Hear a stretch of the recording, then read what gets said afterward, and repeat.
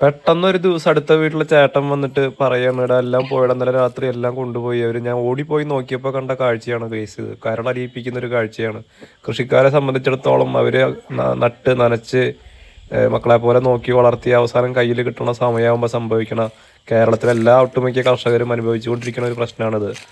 അടുത്ത വീട്ടിലെ കൊള്ളിയും അതേപോലെ ചേന ചേമ്പ് എല്ലാവിധ ഐറ്റംസും പറിച്ചിട്ട് നശിപ്പിച്ചിരിക്കുകയാണ്. പറിക്കേണ്ട സമയം ആവണേ ഉള്ളൂ. അപ്പോഴേക്കും മനുഷ്യന്മാർ പറിച്ചിട്ടാക്കണ പോലെയാണ് അത് കണ്ടില്ലേ ഒക്കെ നല്ല വൃത്തിയിൽ പറിച്ചിട്ടിട്ടുള്ളത്. ഇതാ നടക്കണ കള്ളപ്പെടുവന്മാരാണ് ഈ പണിയൊക്കെ ഒപ്പിച്ചിട്ടുള്ളത്. നമ്മുടെ പറമ്പിലെ തന്നെ ബാക്കിൽ കാണുന്ന സ്ഥിരം കാഴ്ചയാണ് കേട്ടോ അത്. നമ്മുടെ കേരളത്തിൽ ഇനി കിഴങ്ങ് വർഗ്ഗങ്ങളായിട്ടുള്ള കപ്പ അതേപോലെ ചേമ്പ് പിന്നെ വാഴ നെല്ല് തുടങ്ങിയ കൃഷി മുന്നോട്ട് കൊണ്ടുപോകാനായിട്ട് വളരെ ബുദ്ധിമുട്ടാണ് കേട്ടോ. കാരണം ഇത്തരത്തിലുള്ള ക്ഷുദ്രജീവികളുടെ ആക്രമണം രൂക്ഷമായിക്കൊണ്ടിരിക്കുകയാണ്. നമ്മുടെ കേരളത്തിലെ കർഷകർക്ക് വിറ്റങ്ങളെ കൊന്നു തിന്ന് കറി വയ്ക്കാൻ അറിയാഞ്ഞിട്ടല്ല, പക്ഷേ കുറേ കേസും കൂട്ടും ജാമ്യം കിട്ടില്ല ജയിലിൽ കിടക്കണം അങ്ങനെ കുറേ വിഷയങ്ങൾ ഉള്ളതുകൊണ്ടാണ് മിണ്ടാതിരിക്കുന്നത്.